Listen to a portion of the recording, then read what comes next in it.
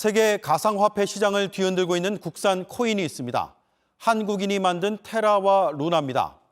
최근 일주일 사이 58조 원이 증발한 이 코인 업체에 대해 1년 전 국세청은 특별 세무조사를 했습니다. 그 조사 내용을 저희가 확인해 봤습니다.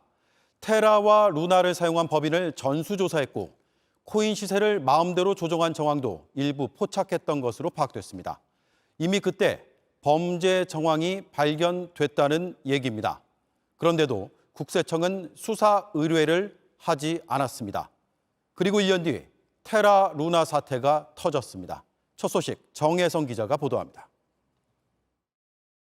루나 코인이 본격 상승세를 탄 건 지난해 6월입니다.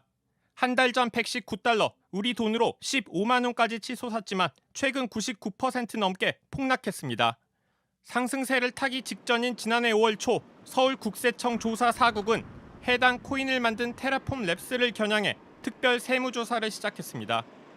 먼저 국세청은 업비트와 빗썸 등 국내 가상화폐 거래소에 해당 업체의 현금과 가상화폐 거래 내역 전체를 요구했습니다. 탈세 정황이 포착됐다는 겁니다. 이후 업체 임원진의 거래 내역, 전 직원들의 거래 내역까지 확보하며 속도를 냈습니다. 또 지난해 7월 국세청은 루나, 테라 등 해당 업체가 발행한 코인을 거래한 다른 법인까지 전수조사한 것으로 취재 결과 확인됐습니다. 이들 법인의 탈세 혐의까지 조사한 겁니다. 특히 국세청은 당시 국내 주요 거래소에 상장한 테라의 구조까지 파악해 문제점을 들여다본 것으로 확인됐습니다. 테라는 언제든지 우리 돈 1원과 맞바꿔준다고 하며 만든 코인입니다. 가격을 1원으로 유지하기 위해서 일종의 형제 코인인 루나를 발행하거나 소각하는 방식으로 균형을 맞춘다고 업체는 설명했습니다. 그런데 당시 국세청은 업체 측에 코인 시세 조종, 이른바 마켓 메이킹을 한 정황까지 포착했던 것으로 알려졌습니다. 거래소들이 제출한 업체의 법인 계정 등 자료와 전체 거래 내역에서 이상 거래를 발견했던 겁니다. 취재진은 조사 과정에서 범죄 혐의 등을 추가로 파악한 게 있는지 물어봤습니다. 범죄 혐의 이런 거는 좀 추가로 파악이 된 건 없었어요? 왜냐면 이게 너무 큰 피해인데 사실. 일단 저희는 조사 포털 부분을 보면 이제 그게 이제 포털 사인이냐 아니냐는 그거 볼 거고 세금이야 있는 대로 저희는 보이는 대로 다 추징하는 거니까요. 세금 추징 외엔 별 다른 조치는 취하지 않았다는 겁니다. 수사기관에 통보할 수 있는 거잖아요. 범죄 혐의가 추가로 파악이 되면. 아니, 저희가 하는 거는요. 조사 포털에 대해서만 저희가 고발하잖아요.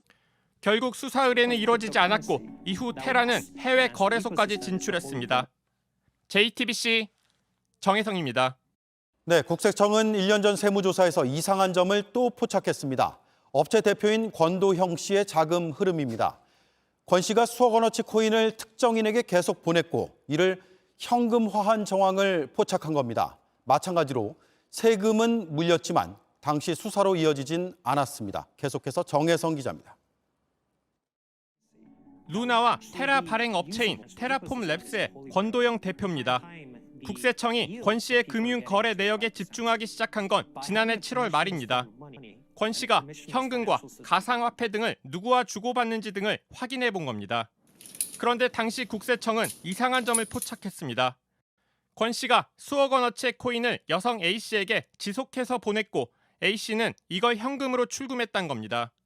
이런 흐름을 포착한 국세청은 A 씨의 금융 거래 내역도 모두 확보한 것으로 확인됐습니다. 이런 거래 내역은 거래소에 남아 있었습니다. 국세청이 이를 받아 확인했고 이런 자금 흐름에 차명 거래나 탈세 정황이 있다고 판단한 것으로 알려졌습니다. 현금으로 출금한 돈이 어디에 어떻게 쓰였는지는 아직 확인되지 않았습니다. 국세청도 취재진에게 이에 대해 확인해주기 어렵다고 답했습니다. 국세청은 최근 권 씨와 테라폼 랩스에 대해 수백억대 법인세 및 소득세를 추징했습니다. 권 씨 측은 지난해 12월 이 결정에 불복하기도 했습니다. 세금을 하면 이제 서로의 이견이 있잖아요. 법적인 거를 서로 따지는 거기 때문에 이렇게 세금은 물렸지만 수사는 쉽지 않아 보인다는 지적입니다. 이미 테라폼 랩스가 국내 법인을 청산한 만큼 상당수 증거가 인멸됐을 가능성이 크기 때문입니다. 권 씨가 사내이사로 있는 테라폼 랩스 한국 법인의 등기부 등본입니다. 이번 사태가 불거지기 직전인 지난달 30일 한국 법인 해산을 결정했습니다. 취재진이 서울 사무실로 가봤지만 업체 간판 등을 확인할 수 없었습니다. 취재진은 권 씨 본인에게 직접 해명을 듣기 위해 여러 차례 연락을 했지만 아직 답이 없습니다.